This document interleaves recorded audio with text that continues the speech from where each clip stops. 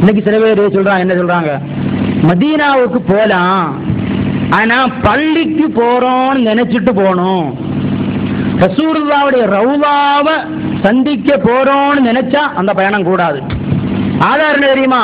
3 பள்ளிக்கு தான் நீங்கள் பயணம் போகணும். லா துஷத்து ரிஹாலு இல்லா இலா ஸலாஸதி மஸாஜித், மஸ்ஜிதுல் ஹராம் வ மஸ்ஜிதி ஹாதா வ மஸ்ஜிதுல் அக்ஸா.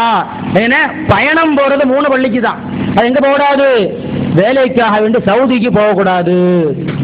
திடீர்னு என்ட்ரன்ஸ் வந்தது, பெங்களூருக்கு போகக்கூடாது.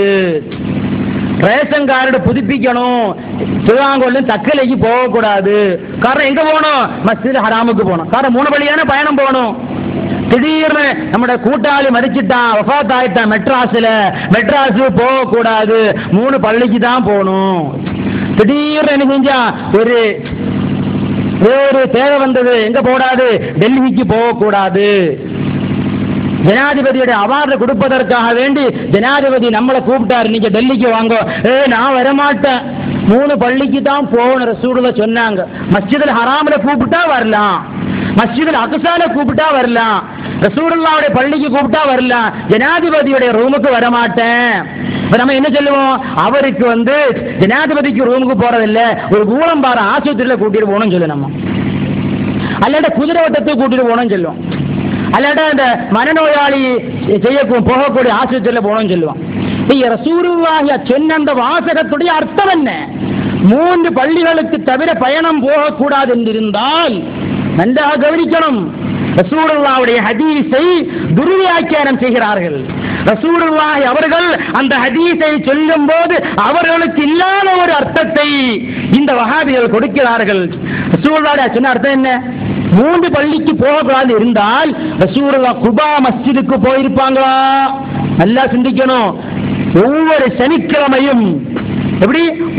சனிக்கிழமையும் ஸல்லல்லாஹு அலைஹி வஸல்லம் அவர்கள் குபா மஸ்ஜிதை சந்திக்க செல்வார்கள். ரசூலுல்லாஹ் சொன்னது ஒண்ணு, செய்யறது ஒண்ணா? 3 பள்ளிக்கு தான் போன ரசூலுல்லாஹ் சொல்ல, ரசூலுல்லாஹ் என்ன சொன்னாங்க? செஞ்சாங்க, குபா மஸ்ஜிதுக்கு போனாங்க. ரசூலுல்லாஹ்வுடைய சொல்லும் செயலும் வேற என்று சொல்லுகிறீர்களா?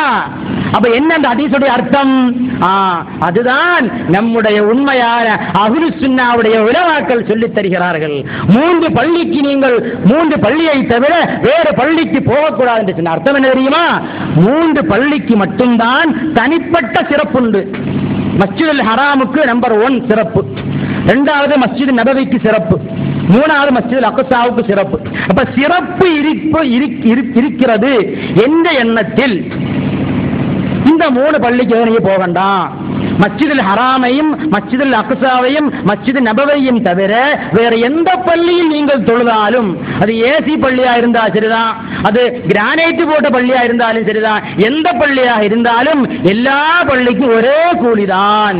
இங்கே 2 ரக்காத் தொழுவுக்கு வேண்டி டெல்லி ஜும்மா மஸ்ஜிதுக்கு போறான், அங்க தொழுவா என்ன கூலியோ அதே கூலிதான் நம்ம இரவக்கடை பள்ளியில தொழுவ கூலியும்.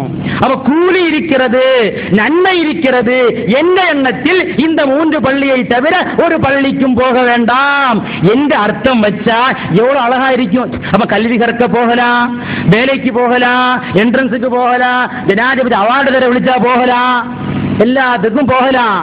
அப்ப என்ன அர்த்தம்? 3 பள்ளிகள் மட்டும்தான் குறிப்பிட்ட நன்மை உண்டு, அந்த நன்மையை நாடி வேற எந்த பள்ளிக்கும் போக வேண்டாம் என்றுதான் நம்முடைய கண்ணியமிக்க இமாம்கள், நம்முடைய கண்ணியமிக்க உலமாக்கள் சொல்லித் தருகிறார்கள்.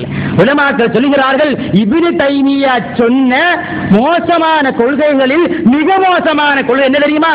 இந்த கொள்கை தான். ரசூலுல்லாஹ்வுடைய ரவுலாவை மட்டும் எண்ணத்தில் வைத்துக் கொண்டு பயணம் போகக்கூடாதுன்னு சொன்னாரே, அந்த கொள்கை தான் இப்னு தைமியா சொன்ன கொள்கைகளில் மிக மிக மோசமான கொள்கை என்பதாக. அப்ப ரசூலுல்லாஹ்வுடைய ரவுலாவை மட்டும் நாடி செல்லலாம். சரித்திரம் சொல்லுகிறது, பிலால் இப்னு ரபாஹ் ரலியல்லாஹு தஆலா அன்ஹு ரசூலுல்லாஹ்வுடைய வஃபாத்திற்கு பிறகு ஷாமுக்கு சென்று விடுகிறார்கள். நாட்கள் நகர்கின்றன. ஒரு நாள் ஸல்லல்லாஹு அலைஹி வஸல்லம் சய்யிதுனா பிலால் ரலியல்லாஹு அன்ஹுடைய கனவில் தோன்றுகிறார்கள். யா பிலால் மா ஹாதிஹில் ஜஃபவத்து யா பிலால், மா ஹாதிஹில் ஜஃபவத்து யா பிலால்.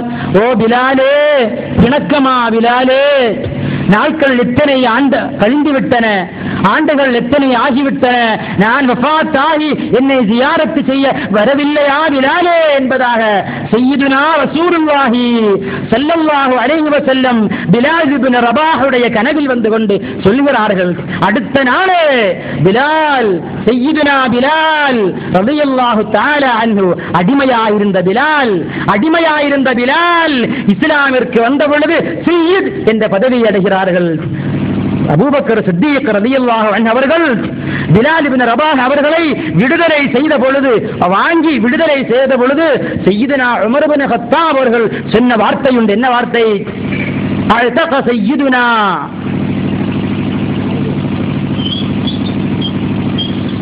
அல்தக சய்யிதுனா சய்யிதனா, நம்முடைய தலைவரை விடுதலை செய்து விட்டார். யார் தலைவர்? சித்தீக் ரலியல்லாஹு அன்ஹு. அவங்களும் தலைவர்கள் தான், பிலால் இப்னு ரபாஹ் அவர்களும் தலைவர்கள் தான். அந்த அளவுக்கு மிகப்பெரிய அந்தஸ்திற்குரிய அந்த பிலால் இப்னு ரபாஹ் ரலியல்லாஹு அன்ஹு அவர்கள் மறுநாளே மதீனாவை நோக்கி ஜியாரத்திற்காக வருகிறார்கள். ஓ சகோதரர், நீங்க சிந்திக்க வேண்டும். பள்ளியை மட்டும் எண்ணத்தில் வைத்துக் கொண்டுதான் போக வேண்டும் என்றிருந்தால் பிலால் இப்னு ரபாஹ் அவர்கள் ரசூலுல்லாஹி ஸல்லல்லாஹு அலைஹி வஸல்லம் அவர்களுடைய ரவுவாவை ஜியாரத் செய்ய வந்திருப்பார்களா? அந்த பிலால் இப்னு ரபாஹ் அவர்களுக்கு தெரியாத தௌஹீதா நமக்கு தெரிய போகிறது. அப்படி கூலியை நாடி வந்திருந்தால் மஸ்ஜிதுல் ஹராமிற்கல்லவா செல்ல